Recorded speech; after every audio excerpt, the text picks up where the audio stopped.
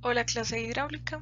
En este video vamos a aprender sobre la resistencia al flujo en canales abiertos. Hasta el momento habíamos despreciado las pérdidas que sufría el flujo a lo largo de un canal para los ejercicios que hemos venido haciendo. En adelante vamos a calcular esas pérdidas.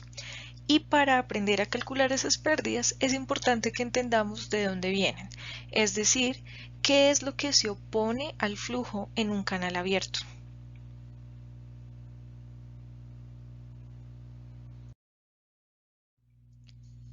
La resistencia al flujo viene dada por dos movimientos o dos manifestaciones. Una la podríamos llamar un tipo de resistencia interna que se produce entre las capas del flujo que tienen distinta velocidad. Recordemos que hacia el centro del canal y hacia la parte superior tenemos menor resistencia tanto por las paredes como por el viento, luego tenemos una mayor velocidad y a medida que nos acercamos a las paredes del canal, esa velocidad se ve disminuida. Es decir, hay unas capas de flujo que están sufriendo una resistencia una entre las otras. Hay otro tipo que podríamos denominar externo y se debe a cómo interactúa el flujo como un conjunto respecto a las paredes del canal. Sobre esta última nos enfocaremos. Ahora hablaremos de un nuevo concepto que vamos a denominar pendiente de fricción. Es importante distinguir esta pendiente de fricción de lo que hasta ahora hemos denominado pendiente del fondo del canal. Sea este un canal cuyo fondo es este. La pendiente se diseña, la pendiente no cambia a lo largo del tiempo y se mide a partir de las diferencias entre las elevaciones de varios puntos, es decir, es un delta z sobre un delta x. Por otro lado, la pendiente de fricción se observa en la superficie del agua, es decir, es un gradiente piezométrico. La pérdida de profundidad, como hemos visto hasta ahora, se puede dar justamente por pérdidas, en este caso las pérdidas debidas a la fricción. Una definición más formal es la fuerza de fricción dividida por unidad de peso presente en el canal. Lo que tenemos aquí es una ecuación que me está mostrando esa definición. Tenemos fuerza de fricción en el numerador y el peso en el denominador. Es importante que entiendan por qué el peso se expresa de esta manera. Por un lado tenemos el volumen expresado como área por delta X y por el otro lado tenemos gamma, que es el peso específico o densidad por gravedad. Si no recuerdan de dónde sale esta expresión para el peso de una unidad o de un volumen de control, les recomiendo regresar a nuestra explicación de la ecuación de momentum. Ahora bien, necesitamos definir qué es fuerza de fricción. Una definición puede ser: es el esfuerzo cortante promedio por el área que sufre la fricción, es decir, tau sub 0 por área sub F. Pero, ¿qué es tau sub 0? Este esfuerzo cortante es una fuerza de fricción, por supuesto, que está sufriendo el flujo debido a su interacción con las paredes y el fondo del canal. Estas láminas, representadas por esta línea roja, son placas estacionarias. El fluido, al estar en contacto con esa placa estacionaria, siente una resistencia en su flujo. Esta resistencia, a medida que se va alejando y va ganando velocidad, se disminuye. Este gradiente es ese esfuerzo cortante. A su vez, esta pendiente está dada por la viscosidad del fluido. Ahora bien, ¿cuál es el área que sufre la fricción? Bueno, en una tubería el área que sufría la fricción era todo el diámetro, pero en los canales abiertos, como hemos visto hasta ahora, es condición necesaria que una superficie del agua no esté en contacto con un material en particular, es decir, que sea una superficie libre. Esto quiere decir que el área que sufre la fricción estaría dada por el perímetro mojado. Es este perímetro el que sufre la fricción. En términos de área, esto sería simplemente una lámina, y si multiplicamos por un delta X de un volumen de control, obtendríamos toda el área que está sintiendo la fricción debido a las paredes y al fondo del canal.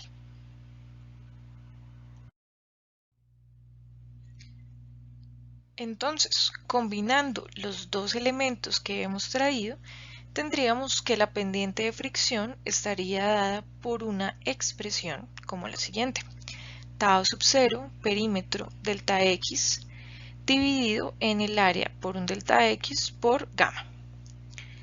Como se imaginarán, delta X se cancelan y ya conocemos una expresión que me relaciona el área y el perímetro. Por lo tanto, la pendiente de fricción me quedaría como tau sub 0 dividido en el radio hidráulico, que es área sobre perímetro, como lo habíamos definido en una clase anterior, por gamma. Esta es la aproximación formal a la definición de pendiente de fricción. Es una ecuación físicamente basada, es una ecuación teórica. A la hora de aplicarlo, hemos encontrado dificultades en la cuantificación de la variable tau, es decir, en el esfuerzo cortante. Entonces, ¿qué hacer? Pues bueno, varios ingenieros a lo largo de los 2 últimos siglos han propuesto alternativas a esta ecuación basadas en experimentos, es decir, son ecuaciones semiempíricas o empíricas que nos brindan soluciones y que todavía hoy utilizamos. Expectativa versus realidad. Vamos a conocer un poco de esas ecuaciones empíricas y semiempíricas y a quienes las formularon.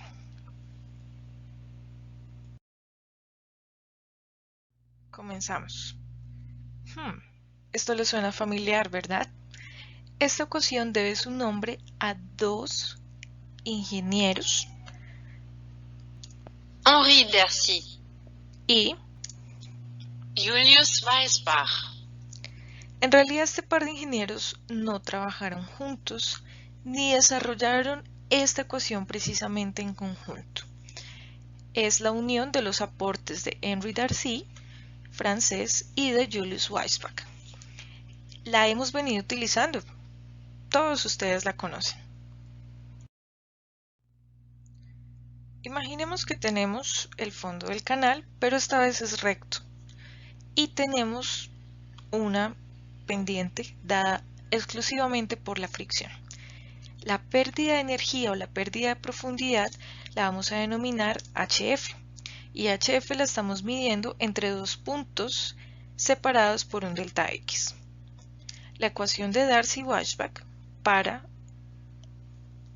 HF está dada por el factor de fricción.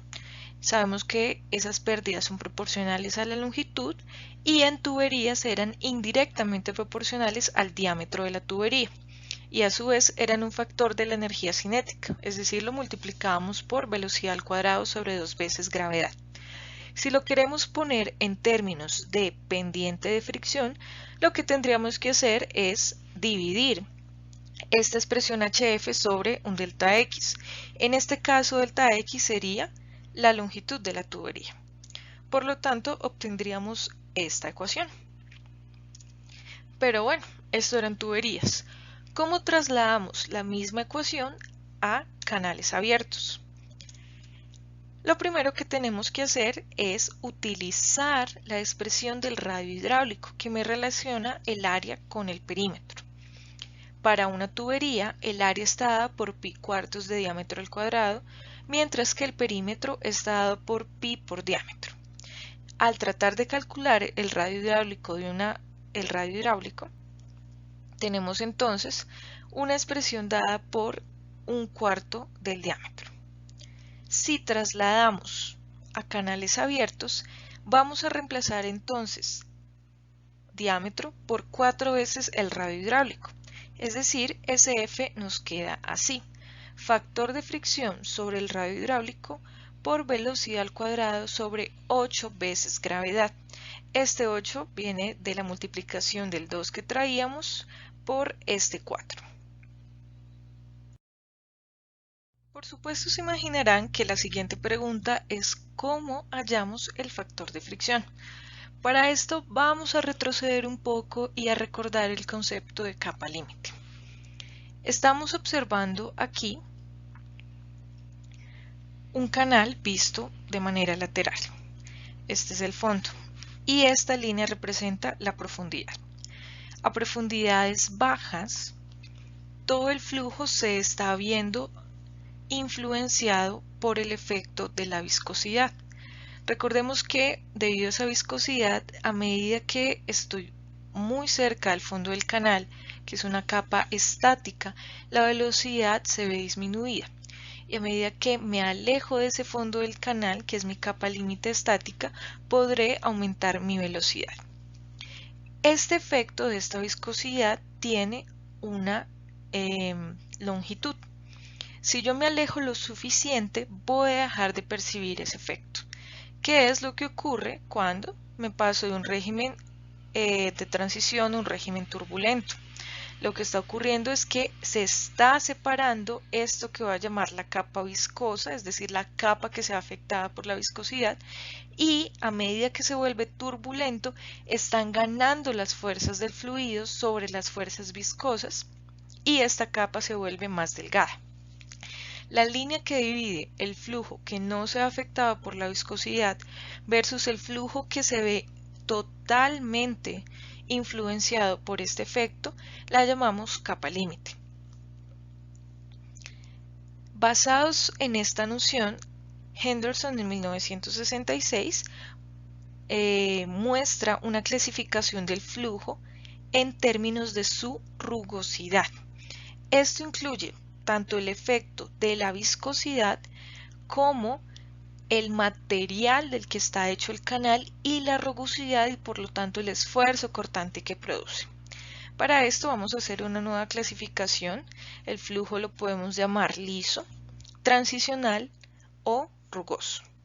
Vamos a utilizar las variables Ks, que es la rugosidad absoluta. Esta variable ya la veníamos trabajando.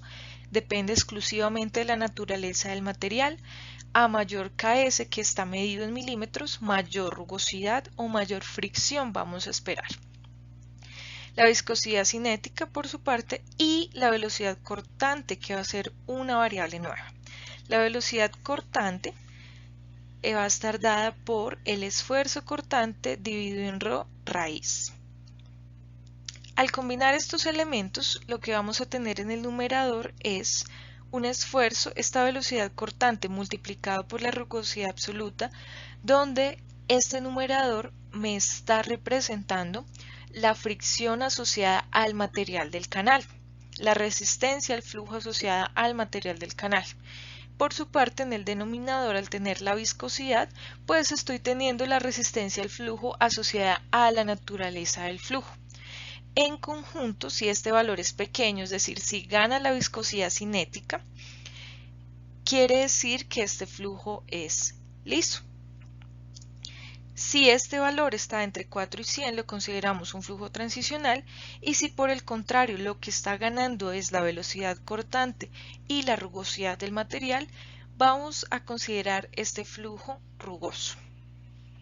Bueno, ¿y esto para qué nos sirve? Pues nos sirve para hallar el factor de fricción que está inmerso en la ecuación de Darcy-Weisbach de esta manera. Vamos a tener en cuenta tanto la clasificación de Henderson de liso, transicional y rugoso, como la clasificación de Reynolds de laminar, transicional y turbulento. Así, si tenemos un flujo laminar, vamos a calcular el factor de fricción como 64 sobre Reynolds. Sigue siendo igual a como lo hacíamos en tuberías con flujo laminar. Ahora bien, si tenemos un Reynolds menor a 100.000 y en la clasificación de Henderson, es decir, velocidad cortante por Ks dividido en viscosidad es menor a 4, el flujo va a ser liso, vamos a calcular el factor de fricción de esta manera. Ahora bien, si el flujo sigue siendo liso pero el Reynolds es mayor a 100.000, vamos a tener otra fórmula para calcular el factor de fricción. Si el flujo es transicional, vamos a tener una ecuación como la que vemos aquí, donde el factor de fricción está implícito, es decir, es necesario hacer iteraciones. Por su parte, si tenemos un flujo turbulento y, como es usual, también es rugoso, vamos a tener una ecuación como la que vemos aquí. ¿Fácil o difícil? Mientras deciden, vamos a ver una segunda aproximación al mismo problema, al cálculo de la pendiente de fricción, pero esta vez por cuenta de otro ingeniero francés. Antoine de Chézy Jessy propuso una fórmula para calcular la velocidad en canales abiertos. La velocidad está dada por C, que es un factor de Jessy, debido a su nombre por supuesto, multiplicada por la raíz del radio hidráulico por la pendiente de fricción. Es decir, reorganizando los términos, la pendiente de fricción está dada por velocidad al cuadrado sobre radio hidráulico por el Jessy al cuadrado. Se parecen, ¿verdad? Hasta el momento siempre tenemos velocidad al cuadrado en el numerador, tenemos radio hidráulico en el denominador, pero ahora lo que estamos haciendo es, a diferencia de la ecuación de Darcy-Weisbach, tenemos simplemente un componente, un factor de Jessy al cuadrado. ¿Cómo calculamos ese factor C? Pues bien, ha habido por lo menos 4 formulaciones al respecto. Está la fórmula de Basing, está la fórmula de Kutter, está la fórmula de Manning y está la fórmula de Strickler. Todas con ligeras diferencias entre ellas. En este caso, M está representando de alguna manera la rugosidad del material. Aquí también, simplemente que en vez de 87 tenemos un valor de 100 en el numerador. Y en el caso de la ecuación de Manning, este N también es un factor asociado a la rugosidad del canal. La fórmula de Strickler a veces se considera una versión de la de Manning, donde en vez de escribir 1 sobre n utilizamos un factor K. ¿Fácil o difícil? ¿Qué creen? Probablemente hayan considerado que hay una dificultad. Para la ecuación de Darcy-Weisbach es necesario hacer iteraciones y no solo eso, nos toca determinar, aparte del Reynolds, la rugosidad del flujo. Por su parte, para la ecuación de Jessy es necesario escoger una de las 4 formas de calcular el C y a su vez ese C está dependiendo de factores como K, M o N. La tercera aproximación que vamos a ver es la ecuación de Manning. Robert Manning, que en realidad nació en Francia pero cuya familia era de origen irlandés, pues se considera irlandés, trabajó allá toda su vida, sus raíces son irlandesas. La ecuación de Robert Manning, que de hecho la acabamos de ver para el factor de Jessy, es una combinación o es una unificación de las dos anteriores. Es la de mayor uso en la práctica.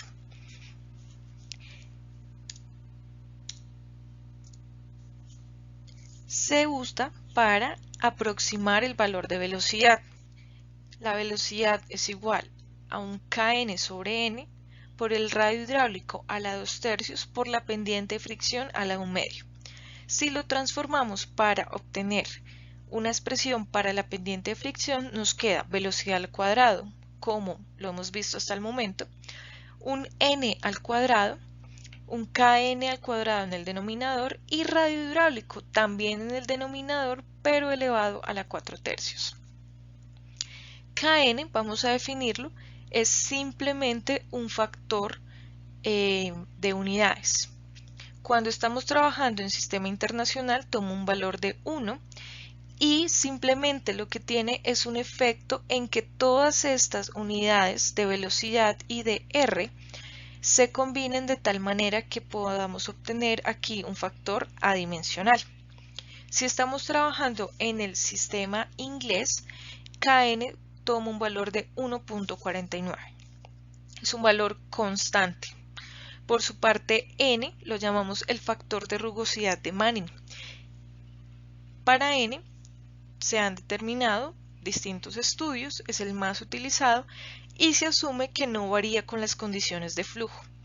Técnicamente es posible que varíe, pero su variación es tan pequeña, porcentualmente hablando, que lo vamos a considerar constante y solo va a depender del material del canal. Otra versión de esta misma ecuación es en términos de caudal. Como lo hemos visto hasta el momento, en términos de velocidad son más difíciles de trabajar las ecuaciones y a veces el valor dado que tenemos es el de caudal, por lo que la última ecuación va a ser la que más vamos a utilizar para el siguiente tema, que es flujo normal. El Henning-Manning se convirtió, por lo tanto, en el más utilizado debido a que fue el más documentado y publicado. Bente-Shaw en 1959 hizo unas aproximaciones y un registro de SN-Manning para distintos materiales y a su vez muchos otros autores han citado a Bente-Shaw. A la derecha lo que pueden ver es una tabla, esta tabla está en el libro guía, donde se tienen unos rangos para el factor de rugosidad de Manning para distintos materiales. Es decir, esta tabla y este n de Manning y la ecuación de él es la que vamos a utilizar en adelante en el curso para introducir las pérdidas por fricción en nuestros cálculos y en nuestras predicciones del comportamiento de un fluido. Gracias a todos y no olviden tomar apuntes.